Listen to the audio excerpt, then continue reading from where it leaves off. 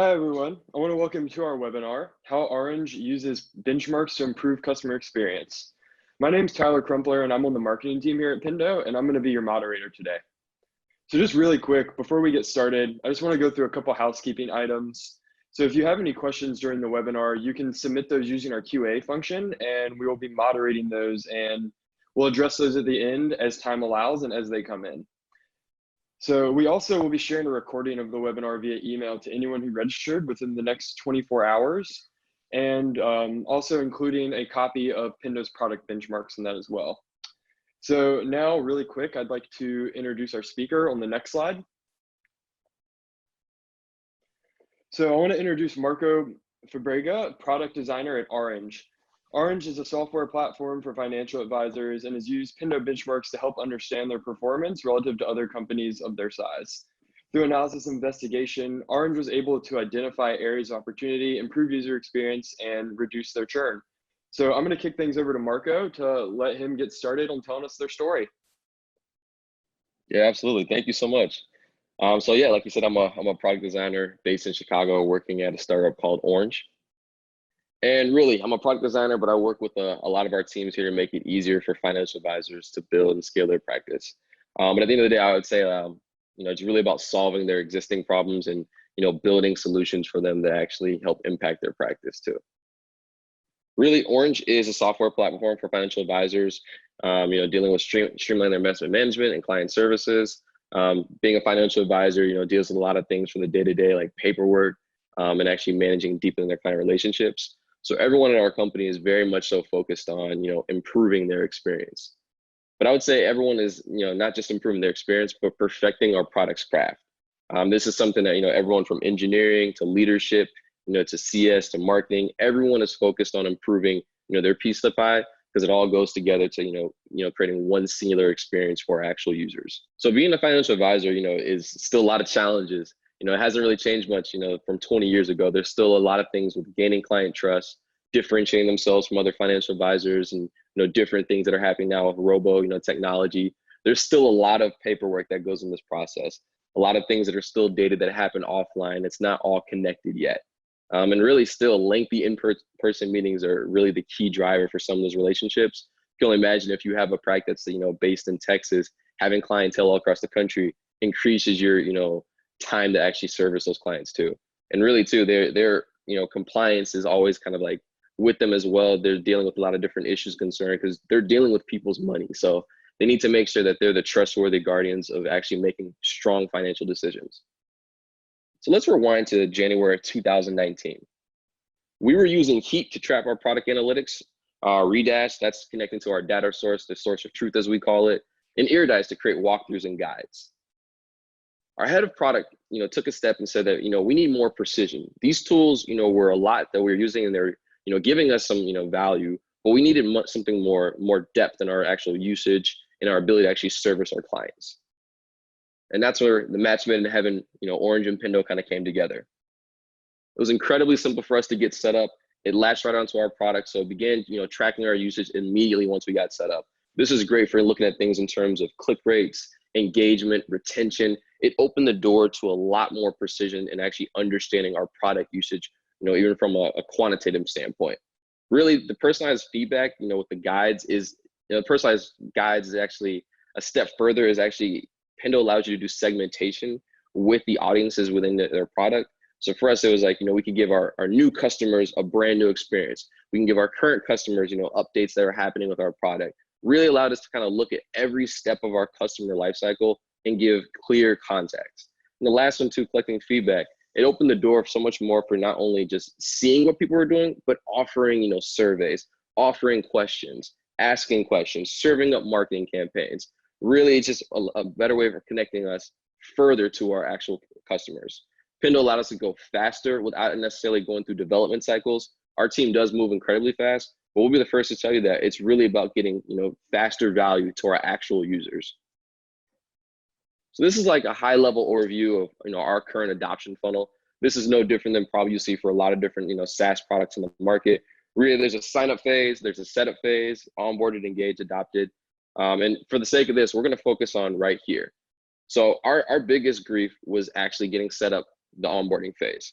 we would like to say that, industry-wide, this is still complicated for a lot of our competitors too. Some have 2 to 3 month onboarding processes. We've done a fantastic job of actually improving that. But like I said, this is all about us, continuing to perfect our product's craft and finding more precision. So for us, from our redash data, we were able to see, where are the gaps in our process and where can we kind of take a step further to improve the onboarding. So our first experiment is we hired a whole advisory service client success team, really focused on servicing the needs and actually being that, humanized touch to actually talk with every user. We removed some unnecessary steps. We wanted to get people in the app sooner. So we removed some of the friction, some of the barriers to entry of actually getting into our product, to make sure that we can get them sooner to the actual outcome. And then with Pendo, now we're able to offer a new welcome guide that was able to kind of communicate some of the key outcomes in our app. This is actually what the first guide looked like. And, like I said, I'm a designer, so I'll be the first to tell you, I was incredibly excited that literally we turned this on. It was like a magic switch had actually happened. It was there instantaneously, right at the segment I had set up. So it was incredibly nice to see the precision of seeing something, that we needed so valuably be there immediately. It was really cool. You can do hover states, all this different cool stuff. It links to other guides. We were so excited about this. Our head of engineering was really excited about this too. We did kind of like a high five when this actually went live. We quickly learned though, 50% skipped the modal. Yes, it was beautiful, but the utility wasn't as powerful as we needed to be. With our new, CS advisory service team, we were hearing directly feedback saying they weren't sure what to do next, even after this. So it really kind of arose the question, how can we actually improve this experience to deliver value even closer? Part of, like I said, like our actual team is really, focusing on ways to improve our product, ways to focus us internally as, individuals. And one of our PMs actually came across benchmarks. Pendo has been a great resource to us for obviously for the usage and, the guides and things like that, but also as kind of like a thought leader as well with all the different articles that came out. And product benchmarks was an incredibly great resource for us. They analyzed over 1,000 digital products and established, benchmarks for, best and worst kind of like performance wise. They looked at kind of like low, average, and good, best in class for a variety of different metrics, from engagement to retention to stickiness of your product. It's a great resource. I recommend anyone kind of going it to just see the high level, understanding of what these actually mean in product terms. But it really allows you to actually deep dive and understand, what does this mean compared to me? So for us, we focus solely on retention. That really caught our eye. It was really incredible to see that, you can see based off of this after month 1, how many people came, month 2, month 3. And it, using Pendo, we were able to actually plot our numbers to compare where do we stand to, the people that Pendo had done their research on. How to actually analyze our retention was pretty simple. When you actually go into Pendo and you log in, you click on the behavior tab and actually go into the retention page. There's 2 ways of actually measuring retention. One is monthly retention, which is defined by 30 days, and 2 is weekly. Monthly is great to kind of see kind of broad terms like month 1, month 2, month 3. But weekly is allowing you to actually understand deeply in between what's happening between month 0 and month 1. For us, like I said, onboarding is top of mind. So that's top of funnel for our, our engagement standpoint. So it allowed us to really kind of see like high level that there was a drop off in our month 1 retention, but really being more precise than where precisely in our month 1 retention was this happening. We quickly learned that we had a high short-term churn rate. We're hearing things from our customers, but there was a nice way of actually understanding what was the actual problem to solve for. This is a concern, for a lot of different product reasons, high acquisition cost to maintain. But really, I think the one that got us is, we want to build and want to keep, developing our growth. So it puts a lot more pressure on us to actually, maintain and have more people coming in and stick with us. So really, like I said, this is a lot of, high level things with, product, this is why it's concerned. But it arose this question that, we kind of talked about is, how do we get advisors using our product consistently? So once again, we turned to Pendo to look for patterns among our power and churn users. From our power users, we looked at what do they do regularly, what do they not do, and also kind of seeing the similarities amongst other power users. Pendo allows you to see the retention based off cohort, which is a time that someone actually came into your app. So we're allowed to evaluate, was the same kind of like analysis happening between the different phases that people were coming in. Churn users, we looked at kind of what the difference between them and their cohort power users. And we also want to see like, what did they achieve and what did they not achieve, to kind of uncover what was that aha moment that actually got them over the push and what wasn't.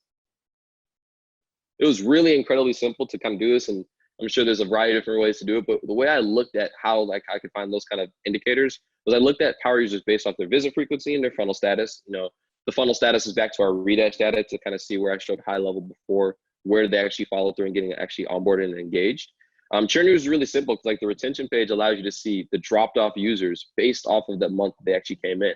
So really cool. You simply click, I'm telling you, 2 clicks, and you can see the amount of dropped off users. You can export that. You can share it amongst marketing. You can share it amongst, anyone right there. And you can actually identify like who are the actual people, and you can email them to right away. We also measure engagement when, different dashboards widgets. Pendo allows you to kind of customize stuff. So we created, cohort dashboards to kind of look at where the trends of using certain features over time. Like I said, a product like ours, there's certain key things that you do in the early stages to get set up that you might not do once you become a power user. But one to kind of understand from a power user perspective, what do they do in those early stages? And really to kind of reverse engineer the magic that actually got them to being a power user. And once again, with retention, high level, you can see retention across the whole app, but you actually can dive in and see retention based off a specific page.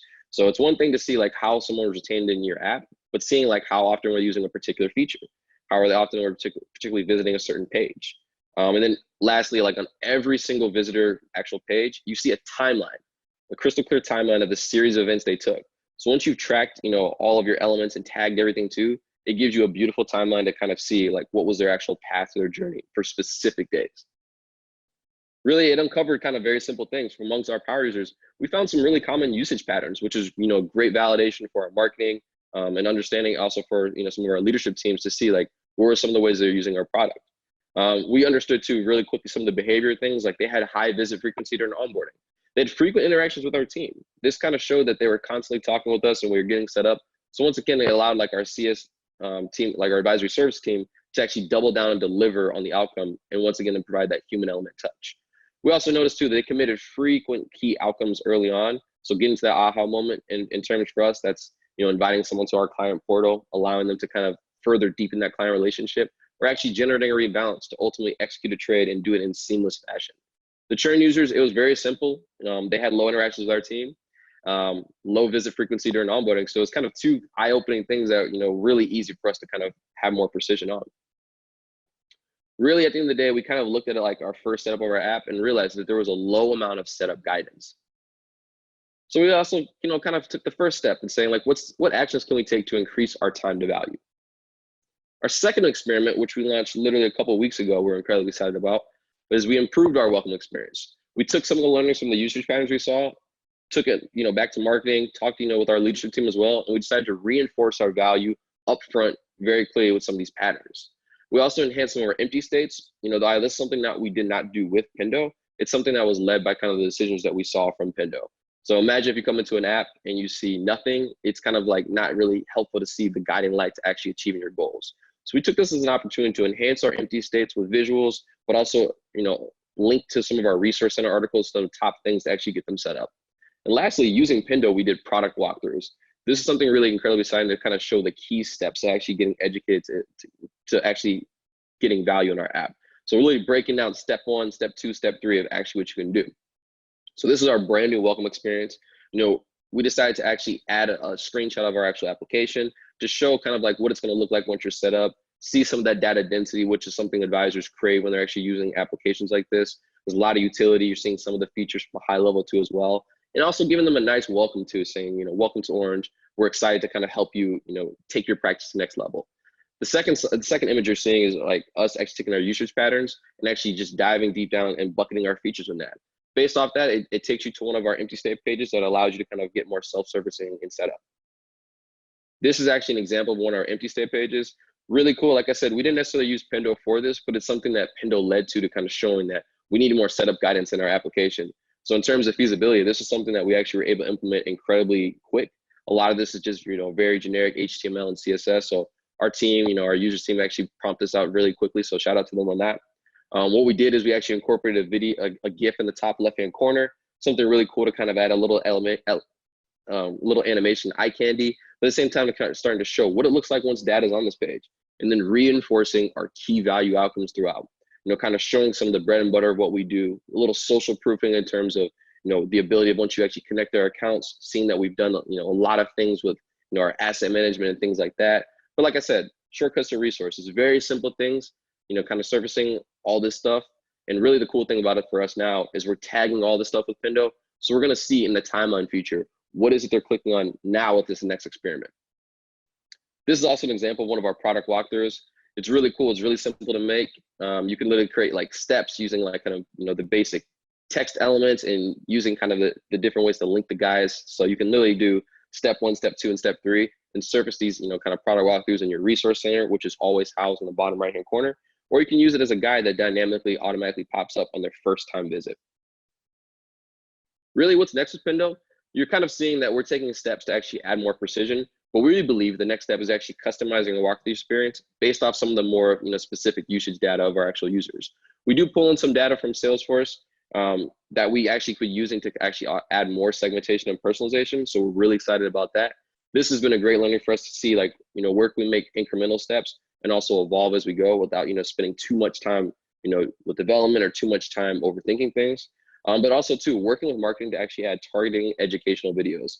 With Pendo, it's really cool. You can actually serve up guides, but within those guides, you can serve contextual information. So imagine that you're coming in and looking for something. We can give specific educational videos based off what they're looking for. So we're incredibly excited to kind of, focus on these things more and continue to flesh things out more over time. Really, at the end of the day, I'll tell you from, my perspective, being a designer on the product team, from marketing, from, our advisory service team, from leadership, engineering, even our developers too, it's really empowered us, behind, perfecting our product's craft. It's given us so much more, data density, but it's also given us much more visibility to take action too. Thank you, everyone. Cool. Thanks so much for putting on that awesome presentation for us, Marco. That was some really cool content. Just really cool to see how Oranj is using Pendo and using benchmarks to kind of, help figure out exactly how they want to position their business. So I think now we're going to go ahead and move on to the Q&A portion of everything.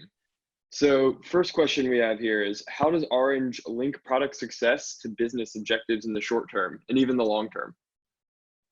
Yeah, so we have some big long-term goals that are kind of tied up to our big kind of, we call them our big four. But in the short term, you can actually dissect each one of those into little things. So one of our goals is actually increasing adoption of our platform, and you can break that up into terms of retention and engagement and things like that. And kind of the things I showed you with benchmarks is the retention element allows you to kind of look at it from a high level, so you can see your retention over a 6-month span, but really allows us to kind of break it up and understand the different, phases of retention. So for us, it's using Pendo and using kind of our big, high level goals and breaking them up between either a feature adoption, either, retention funnel and understanding the weekly retention, and kind of slicing the data that we want to see from there. So it comes from our guiding light of our company goals, but then it really is allowing like using Pendo as a tool to kind of see like the breakdown of each individual goal. Yeah, that's really cool. So in terms of like check-ins on those as a follow-up, what are you guys looking at? They want to know if you're looking at those weekly, monthly, kind of a mixture of all in between. Yeah, I'd say mixture all between it. Like I said, all sides of our house are actually in and out of Pendo. So it's really exciting that, we actually do a weekly product update and a weekly advisory service update. So we actually just got off our call and we use Pendo in a lot of those updates. So we do a weekly update, but then also at the end of every quarter, we do a big kind of product quarterly update where we talk about, kind of how do we do this last quarter in terms of the stuff that we rolled out, but also tying into like, kind of like the quarterly goals too as well. So we have little check-ins along the way, and it's kind of like one of the Monday morning sunshines is, kind of understanding what happened last week, what were some of the wins, what were some of the things that we can work on and kind of work from there. Cool. Yeah, no, that makes a lot of sense. So how did you coordinate with other teams to align around these goals? And do you have any advice for, doing so at another company if someone wanted to do that? Yeah, so I'd say that's more credit to our leadership team is, kind of being more transparent about, ways to improve. Like I said, everyone in our company from, the CEO, CTO, the head of all the departments, they're also really just focused on improving our product's craft. So when you come to them saying like, here's an opportunity to do it, here's a feasible way to do it, and here's kind of like our strategy, they're very open to it. So from a design perspective, it isn't just like the visuals, but it's more of like, what's the value that we can bring, sooner? What's the utility we can bring? And, how can this potentially tie up to our goals? And for me, it's pretty simple, using Pendo as a way to kind of like, generate a report, kind of showing like, different funnels of like where's the actual problem. So it's precision that I actually get that I'm able to have these conversations. But I'd say like it's more hats off to our leadership. And then from there, it's really like, our Slack channels, we're all very, open to kind of talking to each other. It's a no door policy. So it's really just kind of our company culture. Nice. So, can you talk a little bit more around the leading indicators you've identified and used? Yeah, so for particularly I mean, this case study right here, it was retention. And it wasn't just looking at, retention 6 months away. We could see from like, just the curve and everyone, if you're used to seeing retention, you can see the major drop off happens in the first month. But our biggest bang for our buck to actually improve long-term retention was actually improve that first month. So we decided to focus solely on that and kind of look even closer in terms of weekly, just because we can see from just the raw numbers that if you increase that, it is going to increase the long-term retention, increase more, people on our platform too as well. So retention was the one I focused on, but there's other things, from stickiness, which is kind of looking at the daily and monthly active users in terms of, feature adoption and things like that we look at. Engagement, we look at time spent, even to QA, some of our developers actually look at the timeline to see like, what was someone actually doing, to kind of diagnose bugs and things like that too as well, to make sure, something got tracked as an event or anything. Nice. Yeah. So, how long did your first experiment last, and kind of any guidance around some of the best practices you can give around running experiments and how long they need to be and things like that? Yeah, so our first experiment was a little over 6 months. And the reason being is that, when Pendo does actually, go into your app, it doesn't immediately take all the historical data. So for us, we, one, needed to actually get more data into Pendo to kind of evaluate it, to ensure the, the accuracy, to ensure, what was actually being used. But then from there, we realized that, and we also like, added a whole actual team about this. So we also want to kind of evaluate all those things too. And like I said, hats off to our leadership is, they're really quick on, moving quickly with some of these things. So our second experiment, we just launched 2 weeks ago. We're already looking at making changes too. So I think we're gonna move much quicker now, but I think it's kind of the onboarding setup with Pendo is that you need to, get the data like, synced and latching on correctly, ensuring there's, no issues in terms of transparency. And then from there, the experiments, like I said, Pendo's like a magic wand. It can just turn on. So we can swap a guide out tomorrow. We can do an A/B test tomorrow. It's very simple things like that. Cool. So, so when you were working with your leadership around making these changes, it sounds like they were very involved and you've given them a lot of credit for kind of aligning around it. So just kind of how did you go about getting the buy-in from them when looking to start measuring yourself using some of these benchmarks? Yeah, so it was a series of conversations beforehand, but really I took the data that I had done and I had looked at, you're seeing a high level of it today in this presentation, but I had looked at an individual power user. So you can imagine that was 2 slides worth of a lot of bullet points. So I think it was really kind of just taking the time to like walk them through what I had done, I had a product in particular, making sure that, this is kind of aligned to some of the stuff that she was looking at from, other platforms. And I think it was just making sure to have constant communication, with my manager in particular. And then from there, it was more of just the opportunity to kind of talk to leadership and uncover all of my findings. But I think too, like in terms of, communicating with leadership, you can't just come in and just, put a whole bunch of data on their plate. It's almost coming and making it very crystal clear and understandable. There's a lot of things that they're already dealing with. And you don't want to like kind of overwhelm them with that too as well. But then I'm coming with like a proposed recommendation of like how we can do something. Otherwise, you don't want to waste anyone's time saying like, all right, let's just brainstorm. And, if you have a point of view, you should come with a point of view. Yeah, no, for sure. I think that's really good advice for, anybody thinking about doing something like this.